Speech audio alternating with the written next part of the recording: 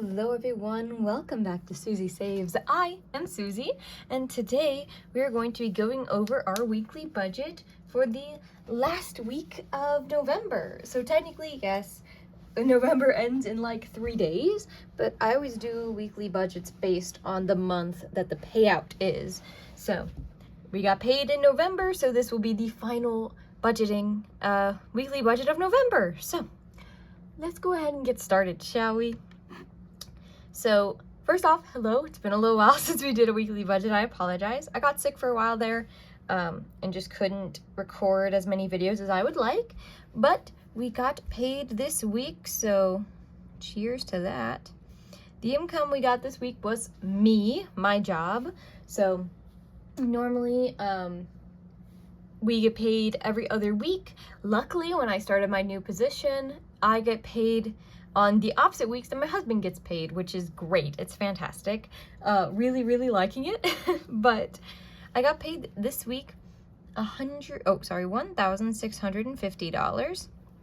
That number will be going down again because I think there are still a few things in my benefits that are not coming through, but we are pretty close to being set on what we will have every other week from my income. So $1,650 to budget with today. We are zero-based budgeters, so we are going to try and allocate every penny of this money. So let's begin. With our expenses, we have our non-variable expenses, so these are the same every week. I'm actually going to put electric up here with them, if I can spell, even though it is technically a variable expense, just because we always save the same amount because it's over what the actual amount we need for electric is. So that we're going to continue to do that.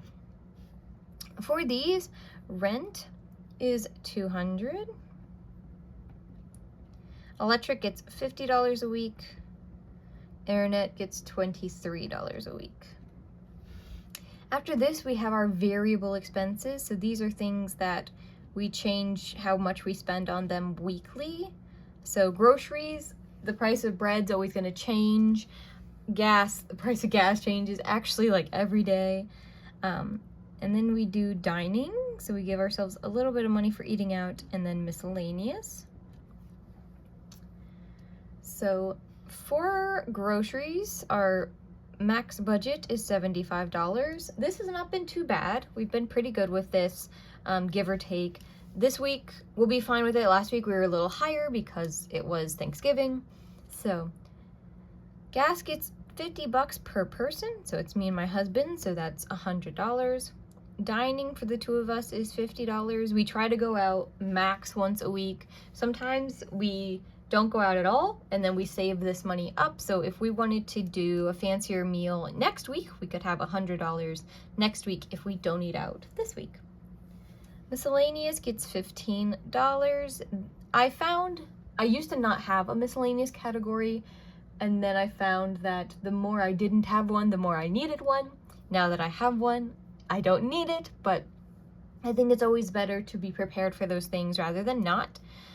So got that in there today. Normally this miscellaneous money just gets used as like a substitute for I forgot an envelope. So for instance, later today I'm going to be going out and buying a birthday card. So if I forgot to take money out of the gift fund for that card, I would use this instead and then reimburse it. So I don't know, it's just been super helpful for us. Next is subscriptions. We have YouTube Premium for my husband. He really can't stand ads, and when he got his first full-time job, I said, okay, you're gonna have like quite a long commute. So we went ahead and we got him YouTube Premium. That is $20 a month, which is $5 a week. And then we have Netflix, which we sit and watch together. And that is $5 a month. I do think next month we're gonna get Crunchyroll. I think that's $20 a month as well, so we'll be adding another one here in for that. I just have to see what the price is on that. It used to be less, but I think they raised it, so I don't know, we have to look. when we combined all of our accounts, that got dropped because my husband didn't update his PayPal. So it tried to charge his PayPal to his old bank, and then it didn't work. So anyway, might be getting that back next week. Then we have our spending money for my husband and I. Normally we both get $50, but I was doing the math and I'm deciding not to give myself the $50 because first off, we just have way too much money in that savings or in that spending account anyway, but I would rather that money go elsewhere, and we'll be looking at where that is going.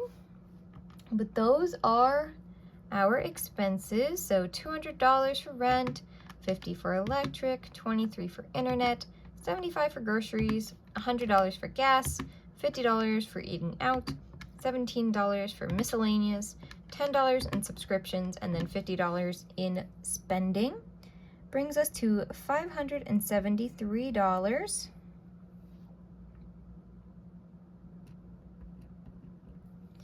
So that is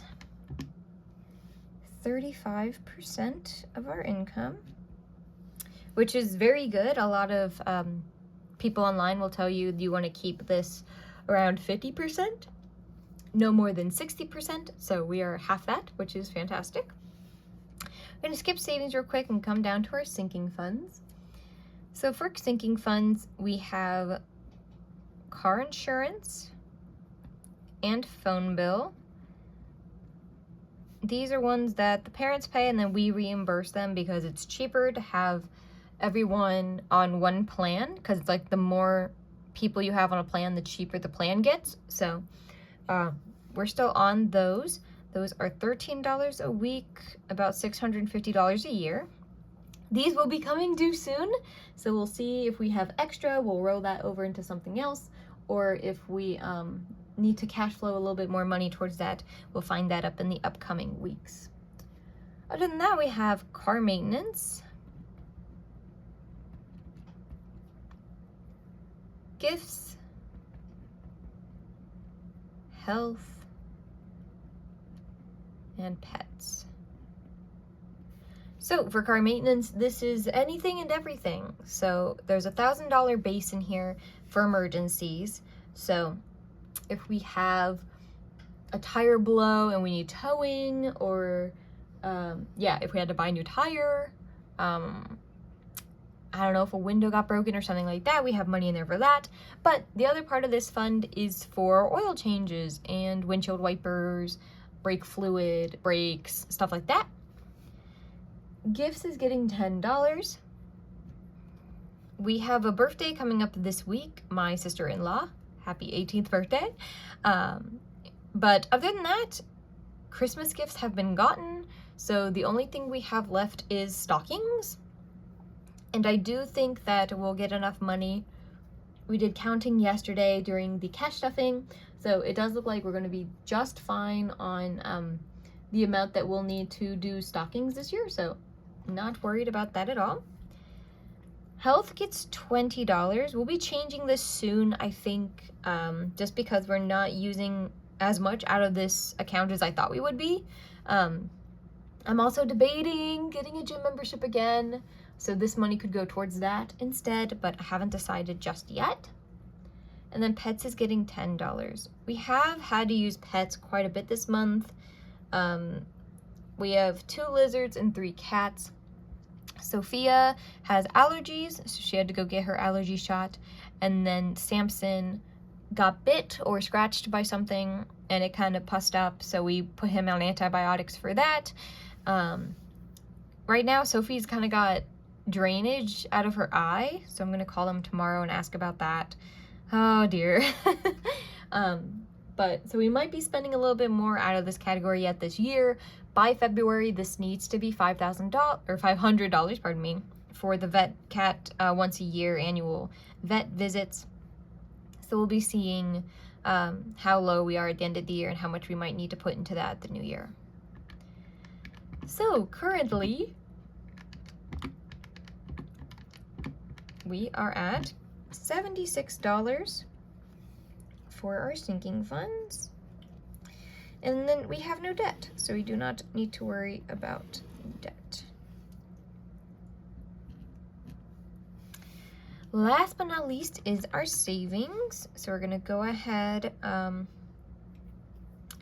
we have a buffer in our checking account because we have automatic withdrawals, so we do need to make sure that those don't go anywhere. Both the Roth IRAs are full, so we don't need to worry about them. So we've got 573 minus 76, $1,001 left to put towards savings to make this a zero-based budget. We're just going to do 1 in 1,000, I think. And we'll put that $1,000 into our savings, which is fantastic. And just so I know, that gives us a 61%, savings rate. And then this is the other 4%. So yes, there we go. I do know the savings rate is quite aggressive, but we got some big goals. I don't feel like we are compromising on other parts of our lives, right? Like I just talked about possibly getting another subscription or doing a gym membership or something like that. And I really don't see that taking away from, so I don't see the large savings that we're having right now taking away from other enjoying aspects of our lives. And since starting the spending category, we have been doing a lot more of the things that we were wanting to do last year that we just couldn't specifically because of financial restraints. So I'm really happy with that. If we can continue this into the new year, obviously we'd have over $50,000 at the end of new year, which would be part 1 of our down payment on our house. I would like it to be maybe $80,000 before we start looking at houses, but life changes all the time. Obviously, we talked about it before, but we still live with the grandparents, my grandparents in-laws, because they're old, so we are kind of like caretakers for them. But if something happened health-wise or we needed to switch up the living situation, hopefully we would be able to make some pretty good moves with how much money we've been saving. So thank you all so much for being here today. I super duper appreciate it. Tomorrow we'll do a Transfer Tuesday video where we'll look at our online accounts. So like I said, the Roth IRAs are both fully funded, but we'll see how much they're growing while we're not doing anything to them. I find that kind of interesting. And we'll talk about 401ks and the savings account as well in that video. So thank you all so much for being here today. I hope you have a fantastic rest of your Monday, and I'll see you tomorrow. Have a good day, everyone.